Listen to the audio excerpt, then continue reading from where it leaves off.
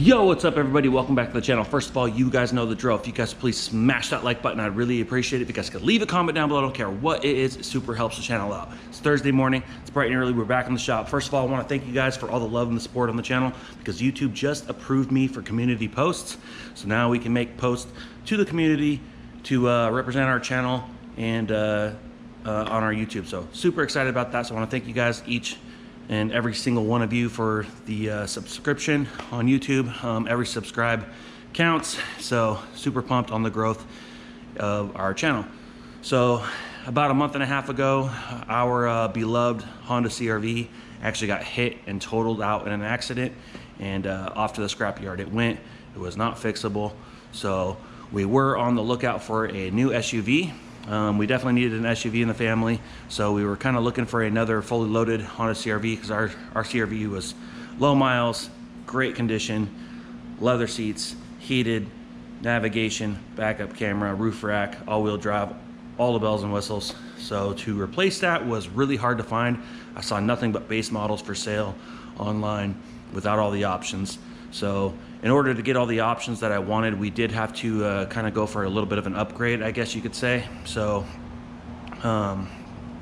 we were on the lookout for a 07 to 13 Acura Rdx, and I was keeping an eye out for one in marketplace in silver, black, or white with black interior. I did not want a tan interior. I really don't like how tan interiors get dirty, and so we were kind of keeping an eye out for a couple weeks, and Carmen had actually found a 09 silver RDX with black interior, fully loaded tech package on Craigslist, and it was down in Bellevue. So we hopped in the car and we went down to Bellevue, and we actually found this beautiful one owner 09 Acura Rdx tech package for sale.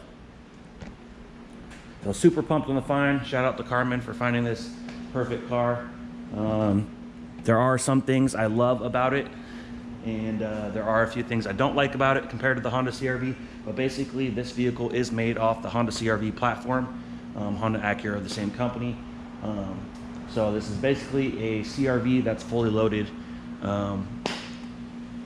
right off the bat. So super excited. Side profile, probably don't like it as much as the CR-V. I think it's a little bit funky that they have chrome door handles, but not chrome around the windows. On the Honda CR-V, they had chrome around the windows, no chrome door handles. They actually had painted to match door handles, which actually looked really good. I do like a little bit of chrome, but to me, it does look a little funny to have these chrome door handles when nothing else on the side of the vehicle or even the rear of the vehicle is chrome. So a little bit odd to me that they did that, but did not get the chrome around the windows. Now with the CR-Vs, they don't come with a spoiler. I had to add mine. The RDX does come with a spoiler. It's very subtle, low profile, but at least it does come with a spoiler. Really, really love the rear end of the RDX. I think the taillights are really sporty, really modern looking. I like the dual exhaust. I do like that the handle for the rear hatch is up here versus the CR-V. I would have to bend down, and I'm really tall, so I'd have to pick, the handle was down here. So I do like the placement for the handle. They do have color matched claddings. The CR-V has black textured plastic claddings all the way around. So I do like the good classy look of the color matched claddings. The mirrors, I don't like that they're on the doors. I usually like my mirrors in this part of the A-pillar section of the door, but on the body, it's not too big of a deal. I do like that it has a blinker in the mirror. That looks nice to me. The hood is really aggressive with this body line. I don't know if you guys can see that there, but the hood is fairly aggressive. The front end is absolutely beautiful. The headlights look amazing. Of course, color matched claddings. Now you got the Ram Air grill section here, beautiful Acura emblem, and you got your factory fog lights, factory HID headlights. So overall, I think the RDX is a lot better looking than the Honda CR-V. Like I said, the side profile of the Honda CR-V actually was pretty nice. I'm surprised that they didn't give chrome around the windows of this and not the CR-V. But we got our factory Acura wheels. Now this is powered by a 2.3 liter K-Series. Now that's a 4-cylinder dual overhead cam m-tek engine, turbocharged. So we are turbo. Now it's equipped with a 5-speed automatic transmission that has paddle shift features as well. So go ahead and hop inside here. First thing I did when I got the vehicle is I dropped it off at Rafa at Pro Tint. So shout out to Pro Tint. And I got the front windows color matched to the rest of the vehicle. You guys know me, I cannot roll around without window tint. I don't know how you guys do it. So inside here, we have a lot like the CR-V. We have our power window options here. We got some memory settings, which the CR-V did not have. Got our tweeters in the door. We got our Acura door sill plates here. I also put a set of WeatherTech floor mats front and rear. I know it's hard to see, but we do have our WeatherTech floor mats front and rear. We have power seats on both sides, not just the driver's side. So we have power seats on both sides. The CR-V had manual seats. We'll go ahead and start it up here. They're also heated seats. I do like that the center console continues forward with the dash. The CR-V the center console was always kind of funky and kind of stopped here, and there was a little gap section where the floor mat would actually continue by. So very happy with the look of the dash. The center console is amazing. We've got our cup holders. We have our center console. I do have to get some new fabric for the center console. It's a little bit beat up, but this section does flip open. We do have a 12-volt power outlet source there. We got some flip up compartments down here, so you got some extra storage. Very, very deep center console. We are a 5-speed automatic, so you can go down to the sport shift. So you got your 1, 2, 3. Well, it's only going to go to 2 right now, but anyways, you guys get the point. We got our factory navigation, night mode. Super excited on this. It does have the paddle shift, down, up. We've got our steering wheel controls for the volume, all that stuff. The steering wheel is a little bit more aggressive than the CR-V. I do like the navigation unit a lot more. The stereo is down here. Of course, you can load some CDs up in there. We did put our phone mounts here for our trips. The door actually has a little flip-up pocket right here, so I kind of think that's pretty cool. I did go around and stick LED bulbs in the entire interior, including the back as well. We got our power sunroof. We do have lights in the visors. The CR-V actually did not feature those. So we have lights in the visors. So the CR-V didn't have a few things, which was kind of funny. Got our sunroof controls, all that good stuff. So yeah, super excited. We do have a little bit of a broken vent here, so we are gonna have to source a new vent piece. We do have some display up there, but overall the dash is a lot sportier. This car is a lot sportier and has a lot more pep than the Honda CR-V. So we'll go over the back a little bit. The back, pretty spacious. I'm a very big guy and I can still fit back here. Plenty of headroom, so super pumped on that. We have a flip down center console here, couple cup holders, but overall looks pretty good.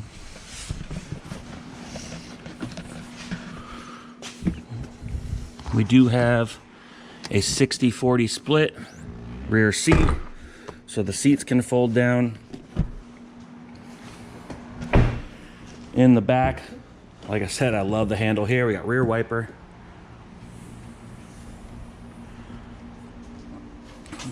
And I was messing with the license plate yesterday, so we're gonna go ahead and pop that back in. Almost forgot to do that. So there we go. This cover, a little bit different than the Honda CR-V. The CR-V actually had a platform in about middle right here that flipped up. This has a rear cover that will go up with the hatch if you'd like. So it kind of tilts up like that. Of course, you can tilt it up a little bit more. You can actually remove this piece if you'd like. But anyways, it has a factory Rdx rubber mat back here. I got a little bit of tools back here, my lockout kit, some jumper cables, and a snow brush. But anyways, like I said, put LED back here.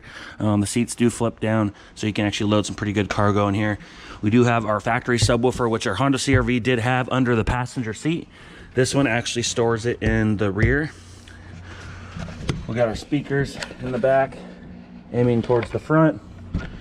So honestly, guys, super excited on this purchase. I think these vehicles are definitely slept on. This vehicle's super sporty, feels super luxurious, and honestly fairly reliable. So we're gonna go ahead and pop the hood.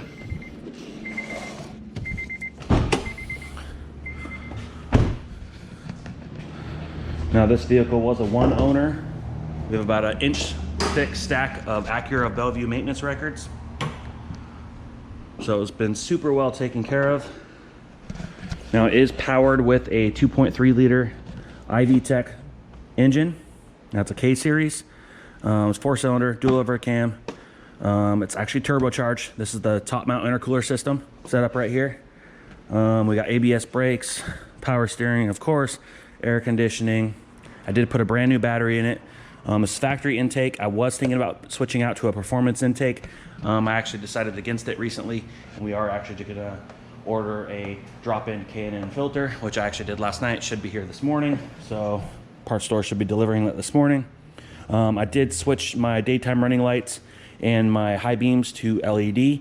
I also switched my fog lights to LED, all the interior lighting to LED, and our reverse lights to LED as well. It is factory HID for low beam and high beam. So, factory HID for low beam. So we aren't gonna do anything with that.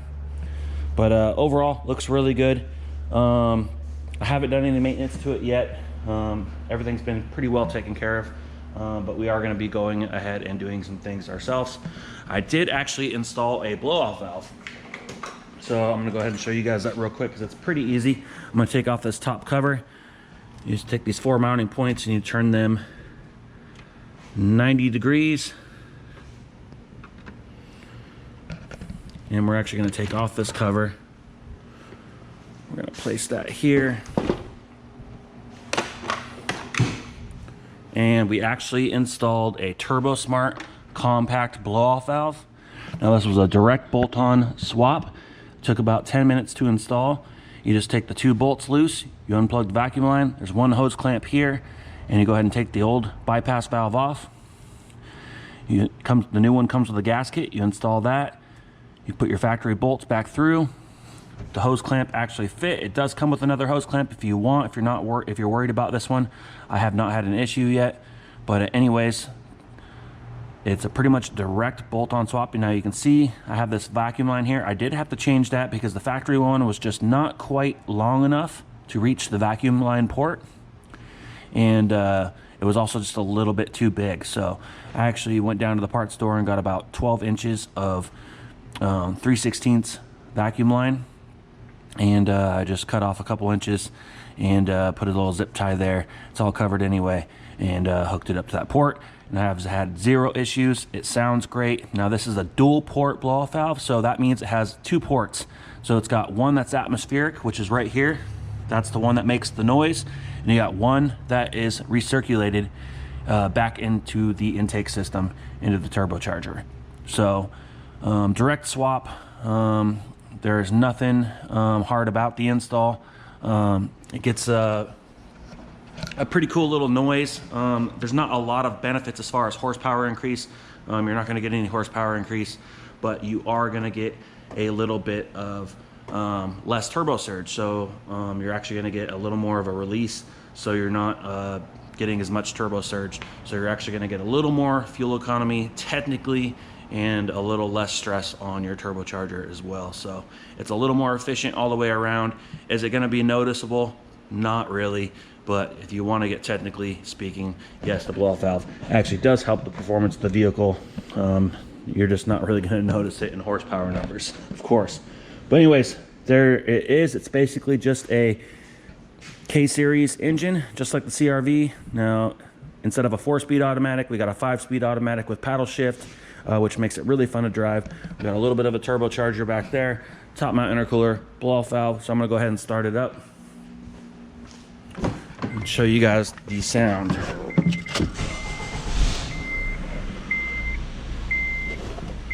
So I'm going to go ahead and rev it up. You can see our cool tachometer and our little bit of our boost gauge right there.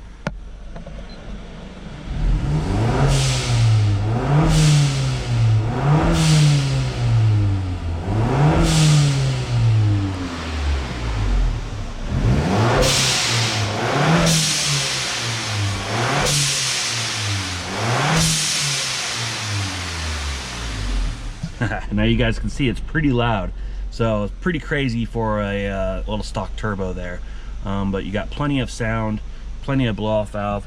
I absolutely love the gauges on this vehicle compared to the CR-V. So honestly guys, if you guys really love your CR-V and you guys are looking for a little bit of an upgrade, a little bit of a sportier car, much fun to drive, way more horsepower, I do recommend the 07 to 13 Acura Rdx. Now, just like any other car, you're going to want to make sure you do your maintenance. So purchasing one that has been well taken care of is ideal. But there you guys have it.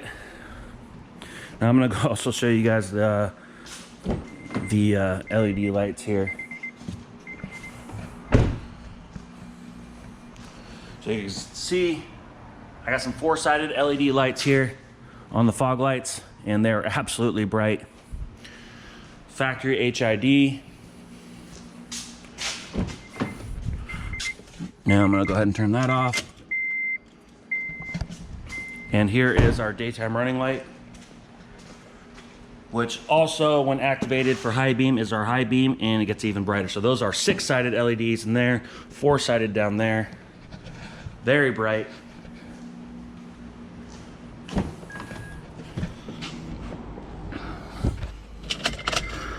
So when I did get this vehicle, guys, one of the first things I had to do was change the battery. It started kind of weak. Come to find out, about a day later, our starter went out. So I had to change the starter. It was about 200 bucks, but actually only took about 30 to 40 minutes to change, and it was super easy. I just took out this cooling fan here, took out the overflow tank, and had plenty of room to access the starter. Of course, it was just a couple bolts. There was a bracket in the way and a couple wires for the positive and ground. So super pumped. We do have a new starter, new battery. We have a blow-off valve on here. We got a K&N air filter coming today. I am going to service this thing and do a bunch of maintenance as far as fluids and some serviceable parts. But super excited on this purchase. There are some issues that I don't like. Now, some of them are cosmetic, and that's about it. This vehicle hasn't been in any major accidents, but it has had some repaints as far as cosmetic blemishes and scratches, and maybe slight fender benders.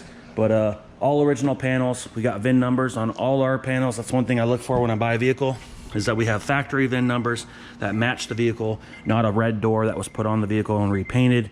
So I check the VIN, always look for that. Another thing I look for, guys, is factory spot welds, which look like that. Now, I look for them usually in this area on the B-pillar section. I look for paint work that's been done in the door jamb. And another big one is quarter panel replacement. I always pull back the rubber to reveal spot welds. And you want to see the factory spot welds, and you want to see factory VIN numbers on all your panels.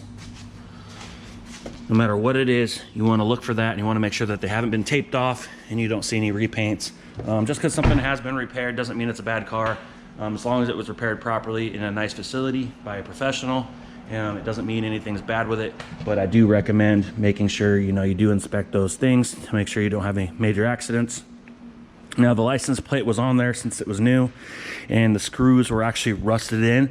So yesterday I actually had to take a drill and I tried to extract them, and of course my extraction bit was going to break if I didn't stop. So I ended up having to drill out and grind down the mounting locations for the license plate, and I ended up doing a little bit of touch-up paint, and I ended up setting in 2 6mm riv nuts, and now I have a license plate. Now that is the license plate from the CRV, so we have a little bit of memorabilia from our CRV, so it kind of makes me feel a little bit better about the death of our Honda CRV. We have our backup camera, you can see there. Another thing is when I got it, the antenna was missing. So I do have, I took this off the CRV before it went to the scrapyard, and I had to remove this yesterday and extract the broken little piece of the metal tip of the thread section of the tip of the antenna. And then I also was able to straighten the metal a little bit and actually put this back down. Now that little bit I believe I might have over here still. Here it is right here. You guys can see this little tiny thread section. I actually had to drill into that. You can see that hole, and actually use an extraction bit and pull that out. So another thing I don't like about this is it doesn't have a roof rack. So I did source a factory OEM Acura roof rack. So we are going to prep that out and repaint it, as the crossbars were a little bit beat up. So we are going to go ahead and sand that down, which we mostly have done already. And we got all the mounting brackets and stuff right here. Hardware. There are factory holes in here.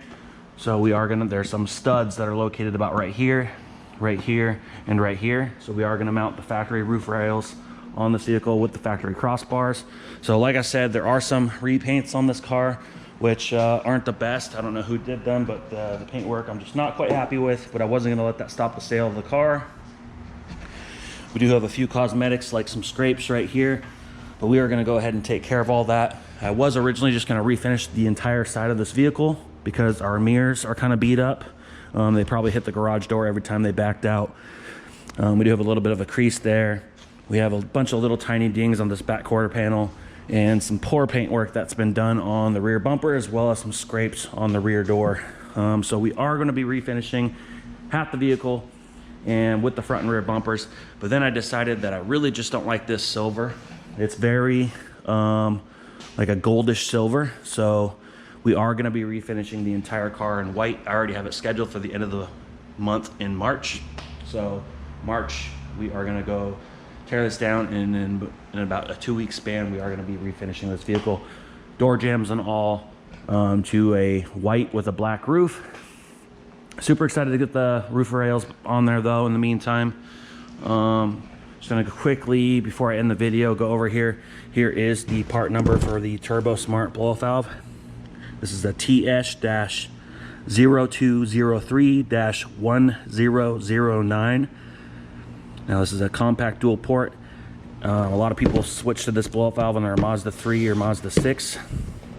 I do have some door handle covers that are stick-on, that are black. I thought about getting these and painting these to match the vehicle and putting them over the chrome, but I'm also considering not using these and actually trying to prep that chrome out in a way where I can paint it. But chrome does not like to be painted, but we might give that a shot first. But I would like to color match door handles. I don't think I'm too hot on leaving those chrome. Another option is we could stick these on black, and but I'm not sure if we're going to be using another real cheap, but I'm sure they'd be fine. But I really just don't like the feel of the door handle when you have covers on them. So we might figure out how to paint those chrome door handles to match the car when we do paint the car white, or we'll just leave them chrome. I just don't know, because there's nothing else chrome on the side of the vehicle, so it's kind of funky. We have our NGK Laser Iridium Premium spark plugs. We are going to be throwing those in. We got a import direct PCV valve. We got a serpentine belt from Gates. We got a Gates tensioner pulley. A lot of the K-Series cars, they just squeal and squeak when you just don't service the pulley and the belt. So we are going to throw a new belt on there, new tensioner pulley. We got some Mobil 1 full synthetic oil. Honda OEM oil filter, so we are going to be doing an oil change as well as servicing our 5-speed automatic transmission. A lot of people take these cars to like Jiffy Lube and stuff, and they just put whatever the hell in these transmissions. Well, one of the biggest things on these cars, and a lot of the cars these days with automatics, especially ones that have more than four gears in premium high-end cars, is taking care of the transmission. So we don't want that to fail on us. It shifts amazing already, but we are going to go ahead and drain the fluid and go ahead and make sure that we put the Honda genuine automatic transmission fluid. And this is the ATF DW1. This is the same exact fluid as Acura. They just have a different label on it. Your most Honda dealerships can cross-reference your Acura parts if the parts guy is cool, but most of the time the Acura dealership can cross-reference the stuff to get parts for your Acura, even though you're going to Honda. So anyways, I also have a couple drain washers for the transmission drain plug. So we might do it more than once, depending what's in there. If there's something else random in there, we're definitely going to do it more than once. If we drain it and it does look like Honda ATF, then we'll probably just do it at least once for now. So we are going to do some maintenance. In a few months, we are going to be tearing it down and fully refinishing the vehicle. I do love this vehicle. I want to have it for a few years at least before we upgrade. So I do want to make it mine and make it a little bit more up to par for me. But super fun to drive for an SUV. It doesn't feel like you're driving grandma's car. So a lot of you car guys, which I am too, I love my sporty cars. But at the end of the day, jumping in something like this and driving to work in luxury with heated seats, navigation, backup cameras, premium seats, turbocharged, 5-speed automatic, and you even got the paddle shifts if you want to have a little more fun. The blow-off valve, of course, makes the experience of driving the vehicle awesome. So definitely recommend the 07 to 13 RDX. Now in 2010, they did have front-wheel drive options, so you got to be careful to not get a front-wheel drive option unless that's what you want. But around here we get a little bit of snow and stuff, so I definitely want the all-wheel drive. We also go on road trips where we've driven on the sandy beach and stuff, and we go a little bit off-roading and stuff as well. Like when we were in Utah, we pulled over and went through the rocks and stuff. So having that little bit of all-wheel drive is amazing. So be careful if you go anything 2010 to 2013 that there was front-wheel drive options. They did do a facelift on the front and rear, so they changed a few things on the front bumper and the rear bumper. Personally, I don't like the front bumper as much on the newer facelifts, so I was super excited to get a 2009 model. So anyways, hope you guys like the new car. Let me know what you guys think in the comments. I'll keep you guys up to date on any modifications that we do. So Honda CRV guys, sorry, but we will not be having a Honda CRV on the channel at this time. So anyways, like the video, leave a comment down below, hit that subscribe button if you haven't, and then we'll see you on the next one. Ooh, like LeBron, though, or like Bonzo. Ooh, I'm a baller, yeah, shot caller, yeah. They love me, you can't touch me, nah, can't trust me. I'm too lucky. Look at me, look at you, what you see, what you do.